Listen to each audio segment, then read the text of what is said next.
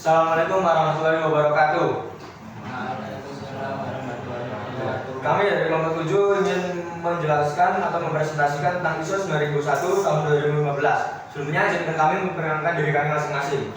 Saya sendiri Aku Syabudin Rahim absen 1. Dan saya Alfiana Triwidiana Nugraha absen 5. Saya Muhammad Jalili absen 17. Untuk selanjutnya dalam perencanaan. Perencanaan merupakan fondasi dari SMM yang efektif.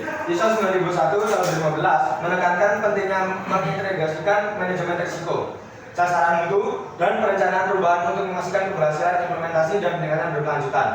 1. Tindakan untuk menangani risiko dan peluang. Mengidentifikasi risiko dan peluang yang dapat mengaruhi pencapaian tujuan mutu. 2. Sasaran mutu. Menetapkan sasaran yang smart, spesifik, measurable, achievable, relevant, time bound untuk mendukung kebijakan mutu. Perencanaan perubahan. Mengevaluasi dampak perubahan dan mengintegrasikan perubahan ke dalam SMM. Selanjutnya dukungan.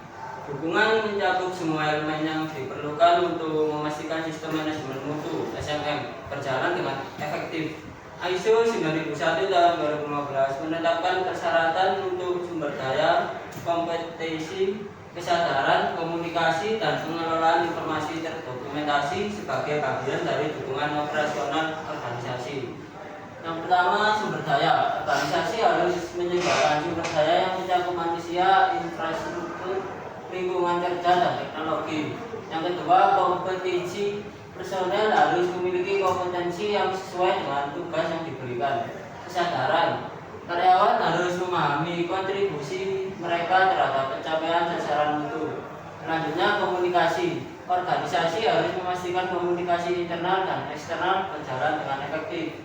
Yang terakhir, informasi terdokumentasi. Dokumen harus dikelola untuk memastikan konsistensi dan keberlanjutan. Operasional. Bagian operasional dalam ISO 9001 dan 2015 berfokus pada pelaksanaan proses untuk menghasilkan produk dan layanan yang memenuhi persyaratan pelanggan. Elemen ini mencakup perencanaan, pengendalian, dan evaluasi hasil operasional secara menyeluruh. Pertama yaitu perencanaan dan pengendalian operasional, yaitu proses operasional harus direncanakan dan dikendalikan untuk memenuhi persyaratan pelanggan. Dan yang kedua adalah persyaratan untuk produk dan layanan, yaitu organisasi harus memastikan persyaratan pelanggan ditetapkan dengan jelas. Dan yang ketiga adalah desain dan pengembangan produk dan layanan. Proses desain harus mencakup perencanaan, input, validasi, dan perubahan desain. Dan yang keempat adalah pengendalian produk dan layanan eksternal yang disediakan.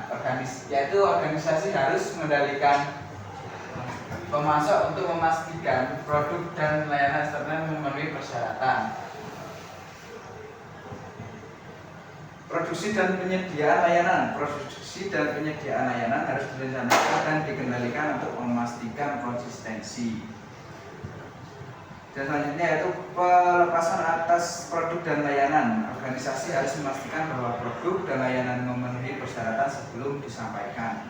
Dan yang terakhir adalah kendali atas output yang tidak sesuai, yaitu output yang tidak sesuai harus diidentifikasi, dikendalikan, dan diselesaikan. Selanjutnya, evaluasi kinerja. Bagian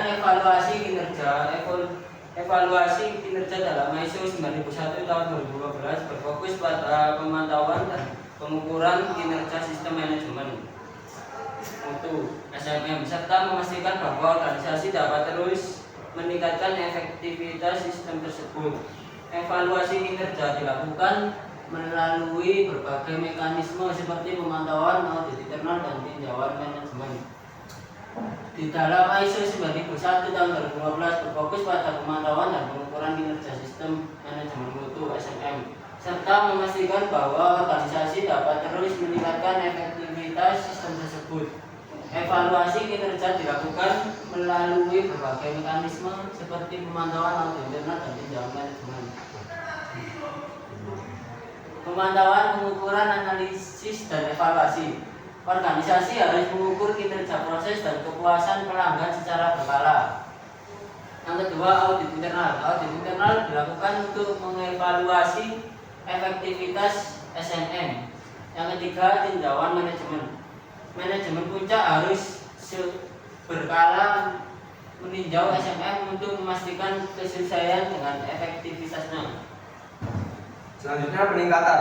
Bagian peningkatan dalam ISO 9001 dari tahun 2015 menekankan pentingnya upaya berkelanjutan untuk meningkatkan kinerja sistem identifikasi sistem manajemen mutu SMM. Organisasi harus berfokus pada identifikasi ketidaksesuaian, pelaksanaan tindakan perbaikan, dan peningkatan sistem yang terus-menerus untuk menjaga kualitas produk dan layanan serta mewujudkan strategis.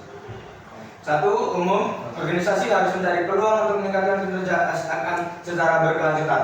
2. Ketidaksesuaian dan tindak perbaikan. Ketidaksesuaian harus diatasi melalui tindakan perbaikan yang tepat. 3. Peningkatan berkelanjutan.